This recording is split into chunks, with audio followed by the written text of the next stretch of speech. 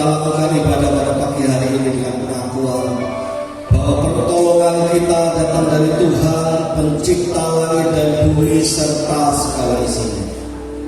Tuhan yang tidak pernah meninggalkan perbuatan tangannya. Turunlah atas kalian kasih karunia dan damai sejahtera dari Allah Bapa, Anak dan Roh Kudus di dalam ibadah pada pagi hari ini. Kami menyambut anugerah-Mu yang besar dalam kehidupan kami dengan hati yang penuh sukacita. Kami boleh datang beribadah pada pagi hari ini di gereja-Mu ya Tuhan. Kami berserah kepada Tuhan. Kami mau yang merayakan kebaikan-kebaikan Tuhan dalam kehidupan kami. Dan kami rindu masuk dalam hadirat Tuhan. Maka berkatilah kami, bawalah kami untuk memuji menyembah Engkau dan menikmati kembali firman-Mu di dalam ibadah kami ini. Biarlah Engkau Tuhan yang memberkati dan mengurapi kami semua dalam ibadah ini dari awal sampai pada akhirnya. Di dalam nama Tuhan Yesus Kristus kami berdoa. Amin. Selamat beribadah. Tuhan Yesus memberkati kita semua.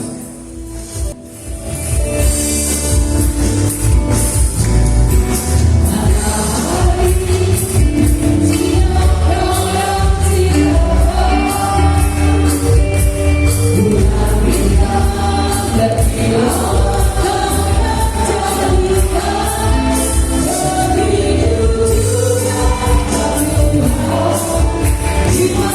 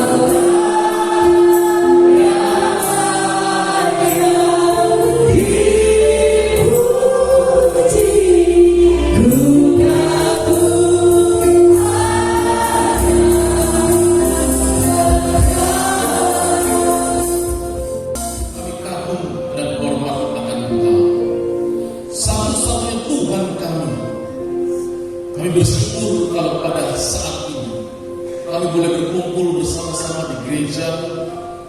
Kami rindu setelah kami memuji menyembah Engkau. Ini saatnya kita belajar tentang firman-Mu. Dan kami juga rindu Tuhan, sekedar firman-Mu yang kami dengar pada saat ini bukan sekedar wacana atau cek tentang kehidupan kami, tetapi tentang firman-Mu yang tentang dalam hati kami. Dan firman-Mu ini mengubah hidup kami.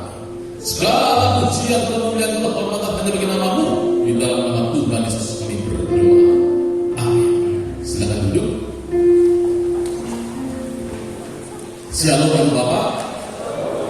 Puji Tuhan, saya bersyukur kepada Tuhan bisa melayani tempat ini. Terima kasih kepada Bapak Pendeta Denny sebagai gembala Gereja Pontianak yang telah memberikan kesempatan kepada saya untuk bisa melayani tempat ini.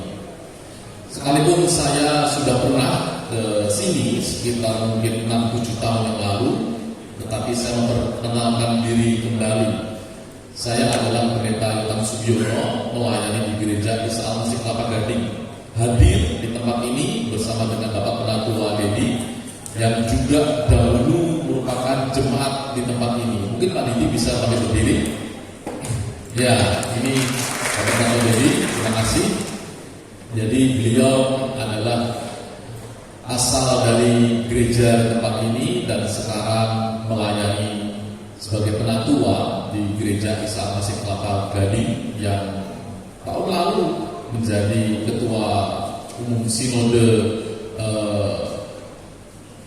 apa namanya Pak Dedi ya, pangarasis apa itu pemilihan sidang sinode ya, sidang sinode di Jakarta tahun lalu. Baik, Ibu Bapak, kita akan belajar bersama-sama tentang firman Tuhan. Kita akan melihat di Lukas di pasal yang ke-19. Kitab Lukas di pasal yang ke-19 di ayat yang pertama sampai ayat yang ke-9. Di sini sebuah cerita tentang Sakeus yang kalau ibu bapak adalah orang Kristen dari kecil, dari sekolah minggu, ibu bapak sudah sangat familiar dengan kisah ini. Kalau ibu bapak adalah guru sekolah minggu, itu ibu bapak sudah hafal sekali ceritanya. Tetapi ada yang menarik dari kisah ini yang mungkin belum kita ketahui. Contohnya begini, kalau kita membaca cerita ini, kan Sakeus di akhirnya dia berkata, setengah dari hartaku kuberikan kepada orang miskin.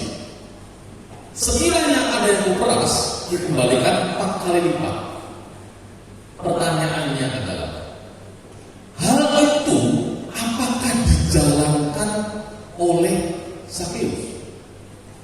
Kan ceritanya berhenti sampai di situ aja. Kan tidak tahu apakah cerita itu memang dijalankan. Yang kedua, kalau dijalankan cerita itu setengah untuk orang miskin, lalu kemudian yang diperas dikembalikan 4 kali lipat sesuai dengan hukum Taurat, uangnya habis atau tidak? Kalau habis, lalu bagaimana? Memang mau? Waktu Sakeus berkata seperti itu, apakah dia ini sedang berkata sungguh-sungguh, ataukah itu hanya emosional belaka? Banyak orang Kristen ketika mungkin dalam ibadah atau KKR merasa terjamah lalu kemudian memberikan ucapan atau asal atau janji yang di kemudian hari tidak bisa dipenuhi karena waktu itu emosional sesaat. Sakeus ini kan ekstrim. Coba ibu bapak bayangkan, harta masing-masing setengah untuk orang miskin. Sekiranya yang akan diperas 4 kali lipat diberikan. Bagus enggak ya? Nah, kita akan belajar bersama-sama karena rasanya sejak saya sekolah minggu sampai saya besar, saya belum pernah mendapat penjelasan dari guru sekolah minggu saya karena tidak ada di Alkitab. Tetapi yang tidak ada ini, mari kita pikirkan supaya jadi ada. Nah, kita melihat Lukas pasal 19 di ayat pertama, demikian bunyi firman Tuhan. Yesus masuk ke kota Yeriko dan berjalan terus melintasi kota itu. Perhatikan di sana dituliskan Yesus masuk ke kota Yeriko. Jadi setting ceritanya, kembali ke ayat yang pertama lebih dahulu. Setting ceritanya ini ada di kota Yeriko. Kelasnya adalah kota Yeriko. Bukan desa, bukan kecamatan, tetapi kota. Jadi ada perbedaannya. Ayat yang kedua dikatakan di situ ada seorang bernama Zakeus dan Alkitab memberi keterangan bahwa Zakeus ini dua keterangannya. Yang pertama, dia kepala pemungut cukai, yang kedua, dia seorang yang kaya. Apa itu kepala pemungut cukai? Saya mau cerita. Kalau ibu bapak pernah ingat, salah satu murid Yesus ada yang menjadi pemungut cukai sebelum dipanggil jadi murid. Ada yang ingat siapa? Ya, betul, Matius. Matius sebagai pemungut cukai. Tetapi Matius itu bukan kepala pemungut cukai. Matius itu pemungut cukai tetapi bukan kepala. Kalau Zakeus ini dia kepala pemungut cukai. Nah, saya mau cerita lebih dulu. Jadi begini, latar belakangnya. Supaya kita mengerti cerita ini sehingga ketemu jawabannya. Jadi, di zaman ini, di zaman kisah ini, zamannya Yesus, Israel dan bangsa-bangsa di Eropa dan juga di timur kecil sana dijajah oleh bangsa Romawi. Nah, bangsa Romawi ini menjajah bangsa-bangsa di sekitar sana, termasuk Israel, lalu mereka ini bangsa Romawi punya program namanya pembangunan besar-besaran di seluruh jajahan Romawi. Salah satu pembangunan yang dikerjakan adalah membuat jalan raya begitu. Nah, seluruh jajahan Romawi dibuat jalan yang mana ujung-ujungnya akhirnya jalan itu sampai ujungnya di kota Roma. Karena itulah maka ada pepatah. Jadi pepatah ini sudah ribuan tahun, ada banyak jalan menuju Roma. Nah, itu artinya. Nah, untuk pembangunan kan dibutuhkan banyak dana dan biaya. Karena pembangunan itu tidak mudah, pembangunan itu melibatkan sumber daya manusia dan juga bahan bangunan. Nah, karena butuh dana yang sangat banyak, maka pemerintah Roma punya kebijakan menarik pajak dari negara yang dijajah. Sementara untuk bangsa rakyat sendiri, pemerintah Roma tidak menarik pajak. Jadi hanya menarik pajak kepada bangsa yang dijajah. Salah satu yang ditarik, yang dijajah adalah Israel. Nah, tetapi bangsa Roma ini dia tidak turun tangan langsung. Dia nggak turun tangan langsung. Dia suruh orang-orang lokal, orang-orang setempat untuk menarik pajak. Contohnya misalnya kalau Israel di kota Yeriko ini, maka diadakan lelang jabatan. Jabatan sebagai kepala pemungut cukai. Lelang. Bangsa Roma tidak mau turun tangan langsung, nggak mau. Jadi disuruh orang lokal. Nah, caranya adalah dengan lelang. Nah, lelangnya bagaimana? Jadi begini, kota Yeriko ditarget oleh kota Roma, kota Yeriko bisa menghasilkan pajak, anggaplah kita cerita 50 miliar satu kota itu. Nanti orang-orang yang mau ikut lelang ini berani berapa? Dilelang. Yang sana berani 60, sini berani 70, sini berani 80. Tiba-tiba ada satu orang, Zakeus berani berkata 150 M. Wah, semuanya langsung diam dan tidak berani. Nah, yang sana 150 M itu langsung bayar cash ke pemerintah Roma. Jadi begitu ceritanya. Nah, lalu setelah itu kan kepala pemungut cukai namanya ini, yang menang lelang ini namanya kepala pemungut cukai, kan harus balik modal plus untung, kan gitu. Maka dia mempekerjakan orang-orang yang bernama pemungut cukai. Nah, yang kita kenal salah satunya adalah Matius, tetapi itu di lain kota. Nah, Sakeus ini kemudian mempekerjakan orang-orang. Dia kan 150M sudah keluar. Maka dia kepingin balik modal. Anggaplah namanya orang maruk, orang serakah, 2 kali lipat, 300M. Dia beri target kepada pemungut cukai. Nah, pemungut cukai yang kerja ini, anggaplah misalnya ada 100, ketika dia total pokoknya 300M ini, jadi 300 juta ini, 30 juta ya, 3M, begitu. Nah, waktu mereka ini narik pajak, mereka ini nariknya bukan 3M. Untuk mereka punya gaji plus memeras rakyat lagi. Jadi mereka mau bawa pulang itu nanti 4M. 1M buat dia pribadi. Jadi ibu bapak bisa bayangkan, pada waktu itu rakyat Yeriko benar-benar tercekik. Bukan cuma Yeriko, semua rakyat jajahan Roma itu benar-benar tercekik dan miskin. Yang miskin sekali karena untuk membayar pajak saja mereka kesulitan. Itu latar belakangnya, itu yang terjadi. Karena itulah firman Tuhan katakan di ayat yang kedua bahwa Sakeus, kepala pemungut cukai ini, ia seorang yang kaya. Jelas kaya karena dia memeras rakyat. Lalu ayat yang ketiga. Ia di sini adalah Sakeus berusaha untuk melihat orang, ayat yang ketiga, bisa minta tolong multimedia, untuk melihat orang apakah Yesus itu. Tetapi ia tidak berhasil, Sakeus tidak berhasil karena orang banyak, sebab badannya pendek. Zaman sekolah minggu sudah kita sering dengar, ada lagunya juga, tetapi saya tidak bisa menyanyinya. Ayat yang keempat, maka berlarilah ia, Sakeus ini berlari nih, mendahului orang banyak, lalu memanjat pohon ara untuk melihat Yesus yang akan lewat di situ. Nah, cerita ini, cerita bagaimana Sakeus memanjat pohon ara yang cukup singkat ini, ingin melihat Yesus, sebenarnya ceritanya itu tidak singkat. Jadi begini ibu bapak,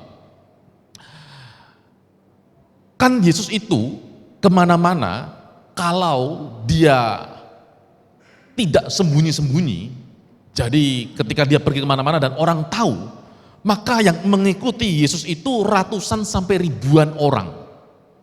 Bukan sedikit, ratusan sampai ribuan orang. Dalam beberapa kesempatan Tuhan Yesus memberi makan 5.000 orang laki-laki, 4.000 orang laki-laki, dan seterusnya.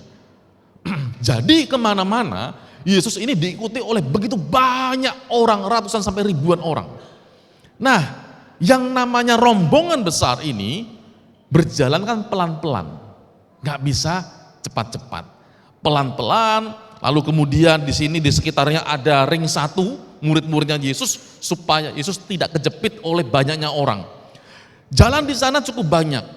Sakeus berpikir begini, pasti rombongannya akan berbelok ke kiri. Maka dia lari lebih dulu, dia lari, dia cari pohon, lalu kemudian dia panjat pohon ara, jenis sikamor. Nah, ketika sudah ditunggu, ternyata di jalan yang bercabang itu, Yesus tidak lewat ke sebelah situ, tapi ke kanan. Bagaimana? Apa yang dilakukan? Dia turun lagi, dia turun, kejar itu orang, berdesak-desakan, pokoknya supaya bisa melewati rombongan. Setelah itu cari pohon yang tepat, yang pas, yang jangan terlalu tinggi, karena dia pendek, susah memanjatnya, juga tidak bisa terlalu pendek, karena dia nggak bisa lihat Yesusnya nanti. Jadi yang sedang-sedang saja. Dia cari pohon, ketemu, dia panjat. Dia tunggu, berharap Yesus dan rombongan lewat situ.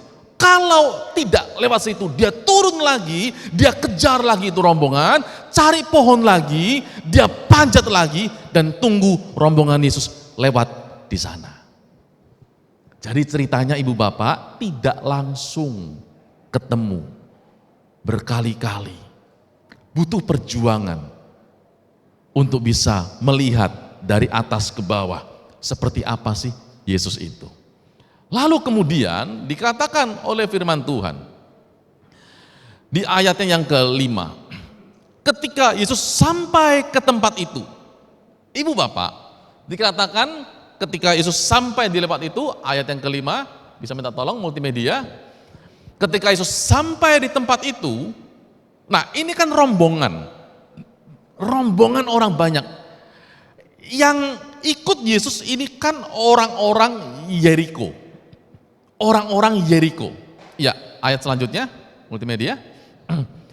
Orang-orang Yeriko. Dan, yang tadi ingat cerita saya di awal, bahwa orang-orang Yeriko itu kan diperas oleh Sakeus. Satu kota Yeriko benci dengan satu orang yang namanya Sakeus. Mereka tahu nggak waktu Sakeus itu ada di atas pohon ara? Waktu mereka lewat di bawah, ini kan rombongan, misalnya saya Yesus nih, rombongannya Yesus kan sudah sampai di sana. Ini kan namanya rombongan banyak. Orang yang mengelilingi Yesus banyak, sudah sampai sana, sudah melihat itu Yesus. Itu Sakeus. Yesusnya di sini. Mereka, ibu bapak, mengadu kepada Yesus. Yesus, kau tahu itu orang yang pendek itu, yang kecil itu, mereka menghabiskan uang kami. Kami harus jual ladang, kami harus jual lembu, kami harus jual domba, kambing. Gara-gara dia, kami diperas, kami tidak punya uang lagi. Semua orang mengadu. Makanya Yesus berkata, waktu sudah melihat Sakeus, Yesusnya berkata begini, Sakeus, bukan kenalan dulu, karena semua orang sudah mengadu. Yesus tahu itu namanya Sakeus. Waktu Yesus berkata begini, segeralah turun. Kalau ibu bapak menjadi rakyat Yeriko yang diperas, duitnya habis. Ngomong apa ke Yesus? Hukum dia. Hukum dia Tuhan. Sudah pendek, jadikan pendek lagi Tuhan. Kita marah. Kita marah. Duit kita habis.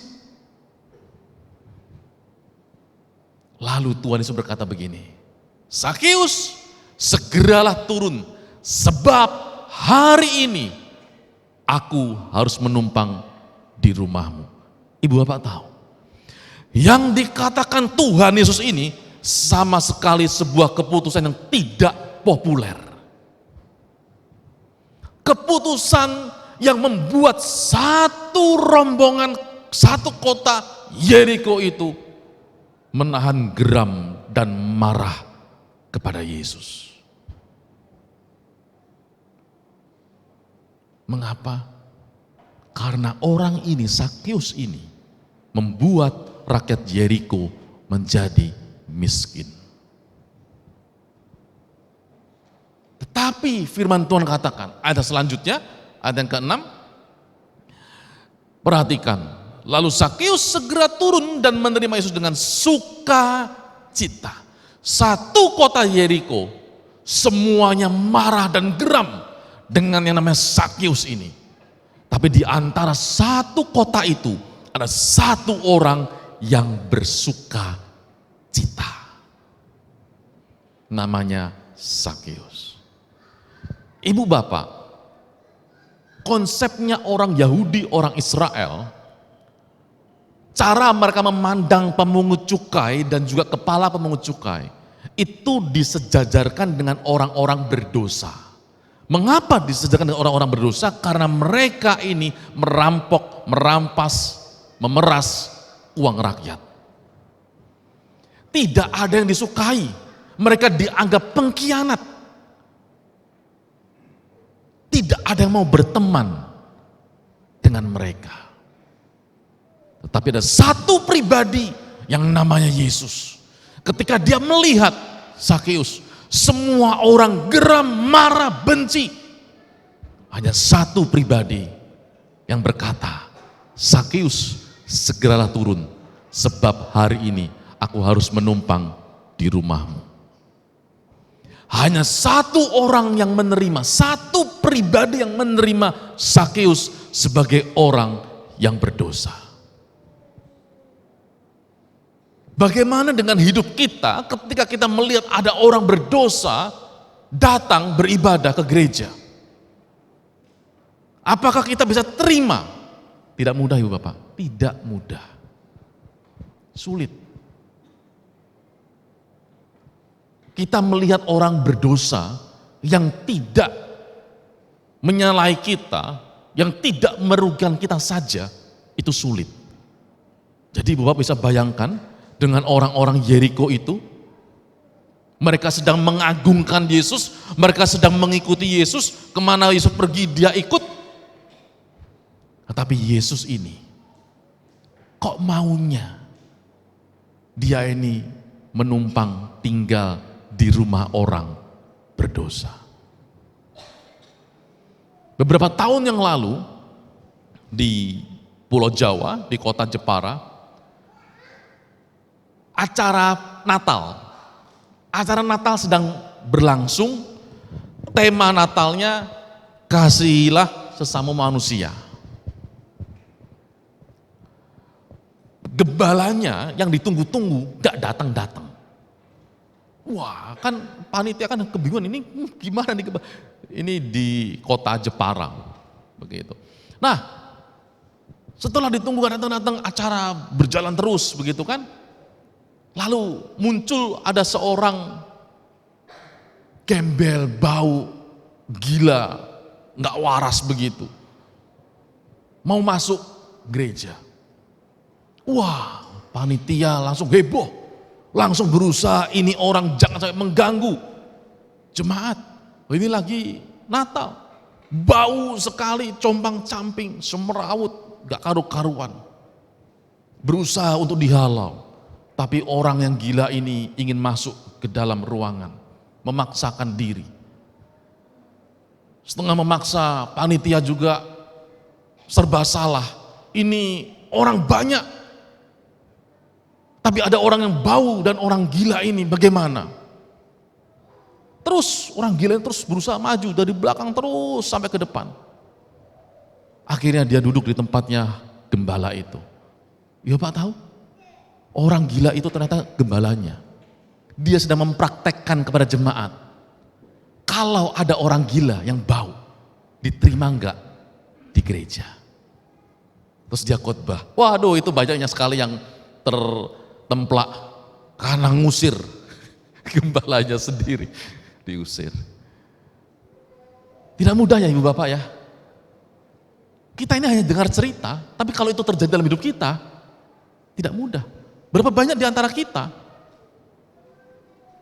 yang bisa terima orang yang bersalah kepada kita dan kita tetap baik? Gak mudah. Itu yang terjadi.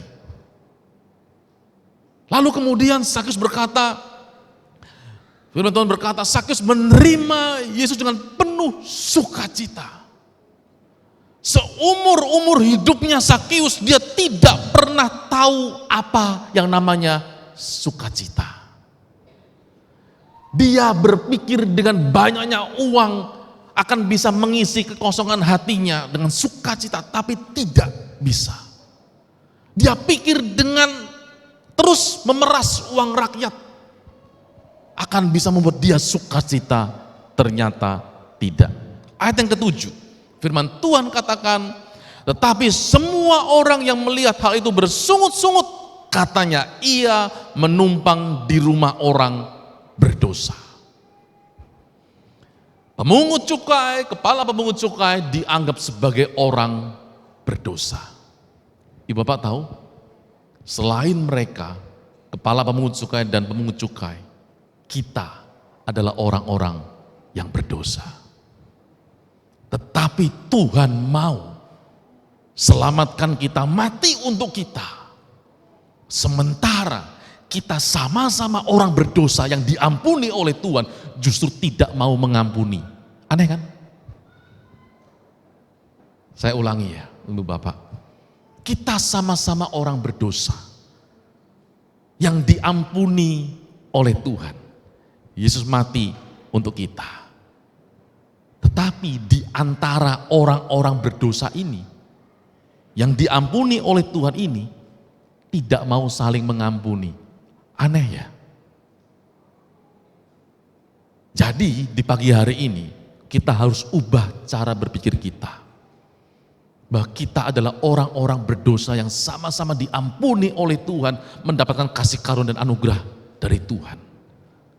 Berhenti sampai di sana dan bukan menghakimi orang lain. Tuhan Yesus memberikan sebuah teladan dan contoh kepada kita. Satu kota membenci Sakeus. Tetapi satu pribadi berkata, aku mau menumpang di rumahmu. Ayat yang ke-8. Ketika kemudian Yesus sudah sampai di rumah Sakeus, ngobrol, makan. Sakeus itu kan orang kaya, rumahnya besar, mungkin sebesar gereja ini, GIA Pontianak ini. Dikatakan, tapi Sakeus berdiri dan berkata kepada Tuhan, Tuhan, setengah dari milikku akan kuberikan kepada orang miskin, dan sekiranya ada sesuatu yang kuperas dari seseorang akan kukembalikan 4 kali lipat. Sekiranya semua orang, Ibu Bapak, diperas. Semua orang diperas. Bagaimana gak diperas? 150M jadi 300M, 300M, satu orang yang menagih pemungut cukai ini dari 3M, satu orang jadi 4M, gimana gak diperas? Semua diperas. Kembali ke pertanyaan yang di awal. Ini sebuah perkataan emosional ataukah sebuah perkataan yang sudah diperhitungkan dan diukur? Sakeus itu orang kaya. Orang kaya di kepalanya itu punya hitung-hitungan. Untung dan rugi. Selalu begitu. Karena memang cari untung. Cari untung tidak salah, kaya juga tidak salah, asal caranya benar. Nah, Sakeus ini dia berkata, setengah dari yang aku miliki untuk orang miskin. Setengahnya saja untuk orang miskin. Yang dia peras 4 kali lipat. Apakah ini emosional ataukah sungguh-sungguh? Apakah ini benar-benar dilakukan oleh Sakeus atau tidak? Nah, cara menjawabnya itu begini. Cerita ini terjadi kira-kira plus minus antara tahun 28 Masehi. Pada waktu itu Yesus masih hidup. Lalu cerita itu ditulis oleh Lukas. Gitu ya, kan ini kan di kitab Lukas, satu-satunya yang menulis. Lukas menulis kisah ini bukan ketika terjadi peristiwanya. Tetapi sekian puluh tahun kemudian baru ditulis. Kira-kira plus minus sekitar 60 Masehi. Jadi kira-kira 30 tahun berikutnya ditulis oleh Lukas. Lukas kan tahu cerita ini.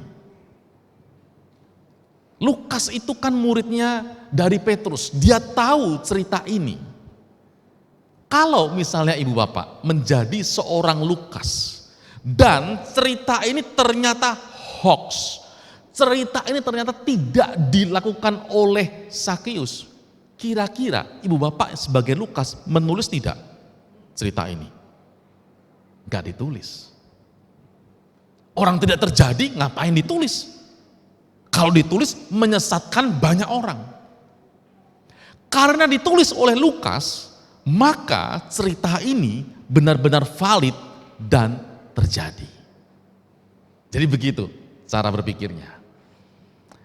Nah pertanyaannya, apakah Sakeus itu benar-benar memberikan setengah untuk orang miskin dan 4 kali lipat yang diperas diberikan kepada mereka?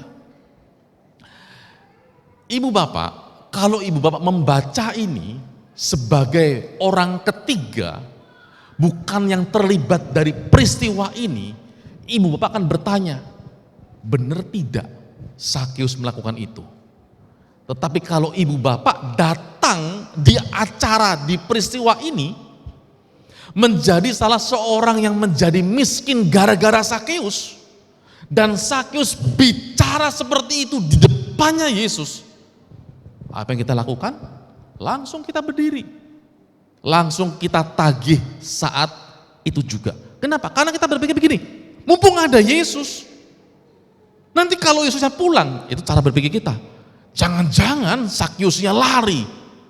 Maka sebelum dia lari, saya berdiri dulu, saya tagih. Jadi ibu bapak, yang biasanya Sakeus menagih uang, pada hari itu satu kota Yeriko berdiri berbaris rapi menagih Sakeus. Pemungut cukai atau kepala pemungut cukai itu punya catatan. Sama seperti Matius, waktu dia di rumah cukai, itu dia tuh sedang mencatat. Jadi orang antri, dia catat, bayar berapa, dia catat. Jadi Sakeus itu punya buku catatan yang lengkap.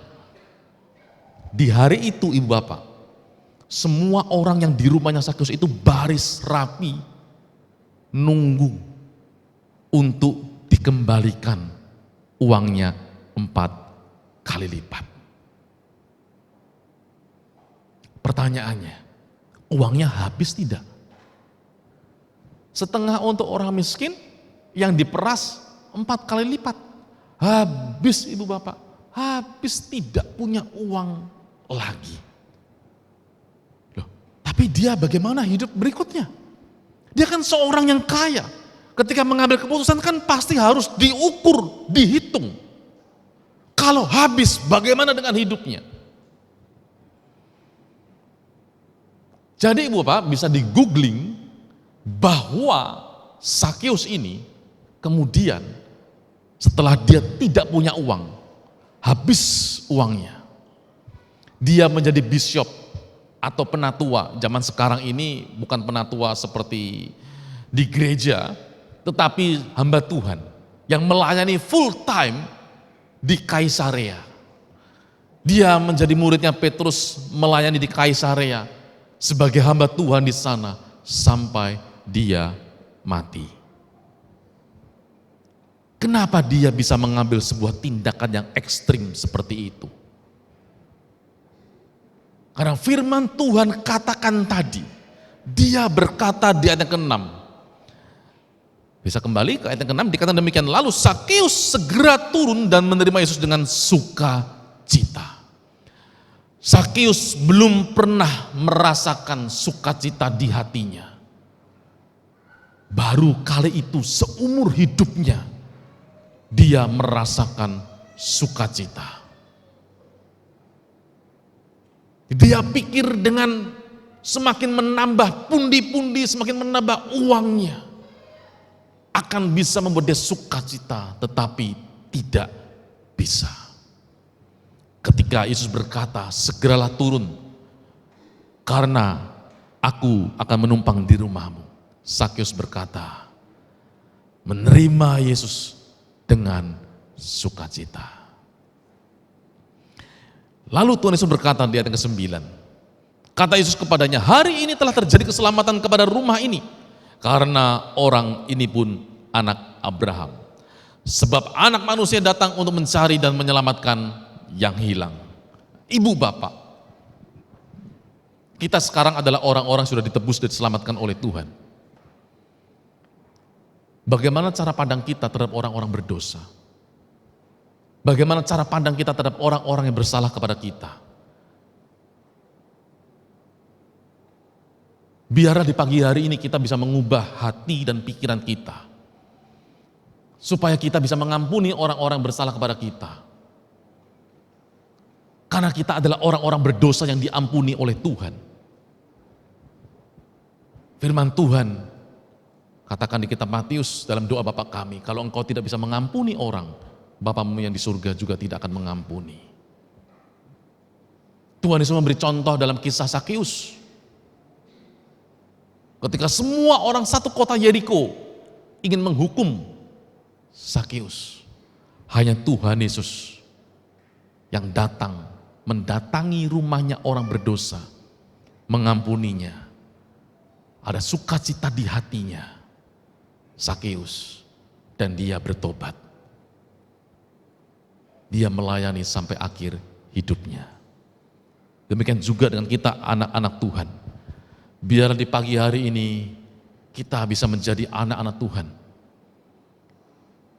yang merasakan pengampunan dari Tuhan. Dan karena itu kita mengampuni orang lain. Kalau kita tidak bisa mengampuni orang lain, jangan-jangan kita belum pernah mendapat pengampunan dari Tuhan. Karena kita tidak tahu apa rasanya diampuni, sehingga kita tidak bisa mengampuni orang lain. Di pagi hari ini kita refleksi hidup kita, diri kita. Apakah kita orang-orang yang sudah diampuni, sehingga kita bisa mengampuni orang lain. Mari kita berdoa. Terima kasih Tuhan untuk di pagi hari ini kami boleh belajar kebenaran firman-Mu. Kami ingin menjadi seperti Engkau Tuhan, yang bisa menerima orang-orang berdosa. Bahkan Engkau mau tinggal di rumah Sakeus, sehingga di rumah itu ada keselamatan bagi Sakeus. Bahkan hidupnya benar-benar diubah. Demikian juga dengan kami Tuhan. Kami adalah anak-anak-Mu yang sudah mendapatkan pengampunan. Kami rindu Tuhan, supaya kami juga bisa mengampuni orang-orang yang bersalah kepada kami. Pakai hidup kami yang sementara ini, supaya menjadi alat-Mu yang membawa banyak jiwa datang kepadamu. Terima kasih Tuhan. Kau memberkati untuk gereja-Mu, GIA Pontianak di tempat ini. Bersama dengan Bapak Gembala, Bapak Pendeta Denny, Kau memberkati Tuhan. Supaya Engkau terus pakai gereja-Mu di tempat ini. Bersama dengan Gembala, majelis. Supaya banyak jiwa boleh datang ke tempat ini. Menikmati keselamatan dari-Mu. Terima kasih Tuhan. Bila kebenaran firman-Mu yang kami dengar pada saat ini boleh tertanam dalam-dalam di hati kami. Kebenaran firman-Mu ini mengubah hidup kami. Segala pujian, kemuliaan, kehormatan hanya bagi nama-Mu. Di dalam nama Tuhan Yesus kami berdoa. Amin.